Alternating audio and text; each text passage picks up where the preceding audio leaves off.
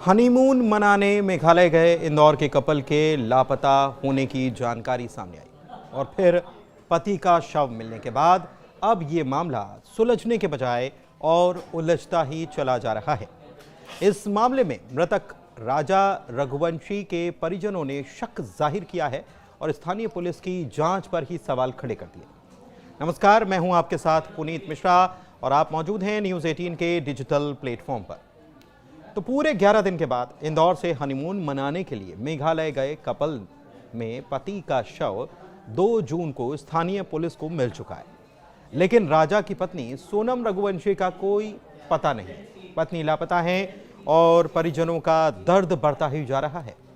दूसरी तरफ इस मामले में राजा के भाई विपिन रघुवंशी ने मंगलवार को मीडिया से बातचीत की, जिसमें अपहरण और हत्या की आशंका जताते हुए सीबीआई जांच की मांग भी उठाती गई। उन्होंने मेघालय पुलिस पर मामले को दबाने के भी आरोप लगाए। आपको बताएं कि बीती 23 मई को यह कपल लापता हो गया था और फिर राजा रघुवंशी का शव 2 जून को सोहरा के वेई साडोंग पार्किंग लॉट रियात और लियांग से बरामद हुआ। शिलोंग में राजा का पोस्टमार्टम किया जा रहा है, लेकिन परिजनों ने यह साफ कह दिया है कि राजा का अंतिम संस्कार इंदौर में ही होगा। राजा के भाई इस वक्त मेघालय में ही हैं और अपने भाई के शव का पोस्टमार्टम करा रहे हैं। पोस्टमार्टम रिपोर्ट आने के बाद ही पता चल पाएगा कि राजा की मौत का असल कारण क्या था।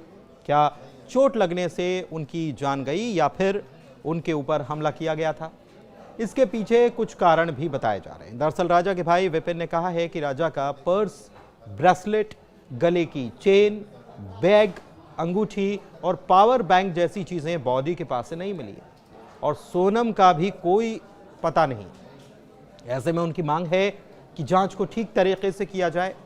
विपिन ने मेघालय के मुख्यमंत्री कोनराड संगमा से भी मांग की है कि दिल्ली से सीबीआई पूरे मामले की जांच करे, लेकिन दूसरी तरफ स्थानीय पुलिस को नहीं लगता कि ऐसी घटनाएं यहां पर हो सकती है। हालांकि विपिन ने सवाल भी उठाए। उनका कहना है कि अगर पुलिस का कहना सही है तो स्कूटी शव से 25 किलोमीटर दूर क्यों मिली? शव खाई में क्यों मिला? वहां पर 5 फीट की दीवार का उन्होंने जिक्र किया है और फिर उन्होंने ये भी बताया कि ऐसे में कोई आत्महत्या नहीं कर सकता। विपिन ने यह भी कहा है कि राजा और सोनम इंदौर से आए थे, इसीलिए किसी से किसी तरह की दुश्मनी तो नहीं हो सकती। अगर कुछ हुआ भी है तो स्थानीय लोगों का हाथ हो सकता है। राजा सोनम की शादी भी उन दोनों की मर्जी से ही हुई थी, तो इसमें कोई तीसरा एंगल भी उनको नजर नहीं आता। शादी को लेकर दुखी होंगे ऐसी कोई बात भी वो नहीं मान रहे। मेघालय सरकार तथ्यों को दबाना चाहती है, विपिन का ये कहना है। परिवार का आरोप है कि ये सोची समझी हत्या है। शिलांग की ईस्ट खासी हिल्स पुलिस ने मामले में हत्या का केस दर्ज किया है। विशेष जांच दल SIT का गठन भी कर दिया गया है और ये भी पता चला है कि हाथ में बने राजा नाम के टैटू और वाटरप्रूफ घड़ी से शव की पहचान की गई। एक बात और पता चली है, दरअसल कपल के साथ में गाइड था। सोहरा के डबल डेकर लिविंग रूट घूमने के लिए राजा ने एक गाइड को लिया था और वो नीचे गए और घूमकर ऊपर भी आए। वापसी के वक्त उन लोगों के साथ उनकी बातचीत हुई। राजा ने ये बताया कि एक जगह कॉफ़ी उन्होंने पी थी, कॉफ़ी अच्छी नहीं लगी, उसे फेंक दिया। फिर उन्होंने केले लिए हैं, केले खा रहे हैं, इसके बाद फिर वो लौट जाएंगे। ये सारी जानकारी अपने परिजनों को दी गई। आखिरी बार बातचीत जिस दिन गुम हुए उस दिन 1:43 पर हुई थी। राजा की मौत की खबर के बाद इंदौर में उनके परिवार में मातम का माहौल है। रिश्तेदारों और परिचितों का आने का सिलसिला शुरू हो चुका है। परिजनों ने राजा की मौत की खबर अभी तक उनके माता पिता को नहीं दी है। उन्हें टीवी, मोबाइल, सोशल मीडिया से दूर रखा जा रहा है। परिवार के मुताबिक उन्हें कैसे बताया जाए कि उनका बेटा इस दुनिया में नहीं रहा, ये किसी की समझ में नहीं आ रहा है। परिवार में भाई सचिन ने बताया कि विपिन और राजा का साला गोविंद शिलोंग से प्लेन से शव लेकर आएंगे। परिवार ने शिलोंग में अंतिम संस्कार के निर्णय से हालांकि इनकार किया। परिवार के लोगों का कहना है कि वह हमारा बेटा है, हम उसका शव ऐसे नहीं छोड़ सकते। कम से कम माता पिता को उसके आखिरी दर्शन कराए जाएं। इस मामले को लेकर एक बात और पता चली है। जानकारी के मुताबिक एक रेस्टोरेंट में राजा का विवाद हुआ था। गाइड भी उन्हें नीचे छोड़कर अकेला आ गया था। किराए पर गाड़ी देने वाले ने भी जानकारी नहीं दी।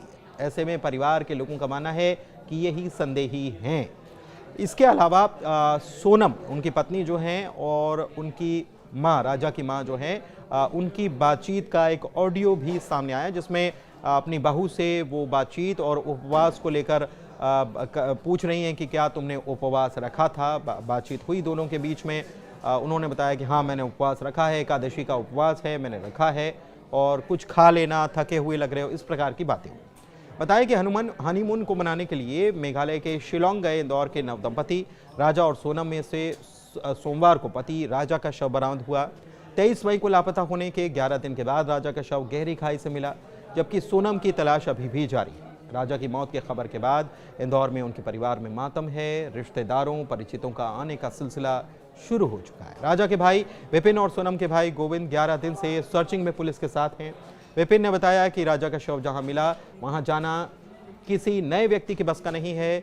उनके एक्टिवा भी 25 किलोमीटर दूर चाबी लगी हुई मिली। ऐसे में उनका कहना है कि आरोपियों ने घटनास्थल अलग बनाने की कोशिश की है।